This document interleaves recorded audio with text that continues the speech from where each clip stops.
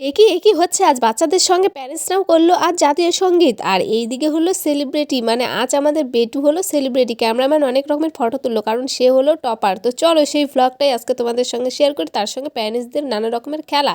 তো হাই সবাই, কেমন আছো? আশা করি ভালো আছো। তো আজ দেখো বেটু, আমি আর এক কাকিমণি আর কাকিমণির মেয়ে আমরা চলে যাচ্ছি বেটুর স্কুলের আছে প্রোগ্রাম আছে খেলার। তো সেই জন্য আর এসে সঙ্গে সঙ্গে বেটুকে টিফিন দিয়ে দিল। আর টিফিন দেওয়ার পরে এবারে হচ্ছে মানে জাতীয় সঙ্গীত। তো সে স্কুল লাইফ শেষ হয়ে গেছে, তো জাতীয় সঙ্গীত আর করাই হয়নি। তবে আজ বাচ্চাদের সঙ্গে মারাও করছে জাতীয় সঙ্গীত। আর এই স্কুলটা সত্যিই পরিষেবা অনেকটাই ভালো। তো তোমরা চাইলে তোমাদের বাচ্চাদেরও এই স্কুলে ভর্তি করাতে পারো। কিশলয় পাবলিক স্কুল, এই স্কুলটায় শঙ্করে অবস্থিত। তো মহান শিক্ষকের হাতে ফিতা কাটানো হলো। আর আজ যেহেতু মাতৃভাষা দিবস, তো তার জন্য একটু ভালোভাবে বুঝিয়ে শিক্ষকরা বক্তৃতা দিল। তো তারপর বেটু কমলা খাওয়ানো ব্যস্ত ছিল।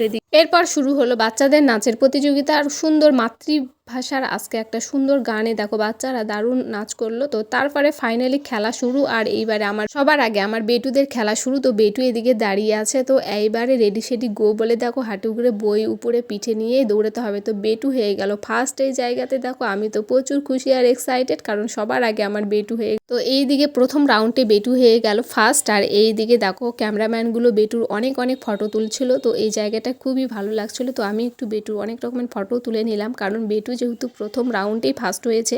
তো দেখা যাক এরপর দ্বিতীয় রাউন্ডে কি হয় বেটু। তো এইদিকে দেখো এই জায়গাটা কিন্তু খুবই সুন্দর লাগছিল। তো বারবার ফটো তুলছিলাম। এরপর দেখো সেকেন্ড রাউন্ডে বেটু কি দশা, মানে সবার আগে ফার্স্টে ও যাচ্ছিল, মানে এত জোরে যাওয়ার কি দরকার ছিল। তো সবার লাস্ট হয়ে গেল, মানে সে আর টপার হলো না। মানে দুঃখ নিয়ে তারপরে বসে থেকে দেখছিলাম বড়দের খেলা। তো এদিকে হাঁটু গেড়ে যে খেলা হয় সেই খেলাগুলো দেখছিলাম। আর আমার এদিকে হয়ে গেল মন খারাপ, কারণ বেটু প্রথমে ফার্স্ট হয়ে তারপরে লাস্ট হলো। তো এই জন্যে তো যাই হোক এদিকে সব খেলাগুলো এনজয় করে দেখলাম।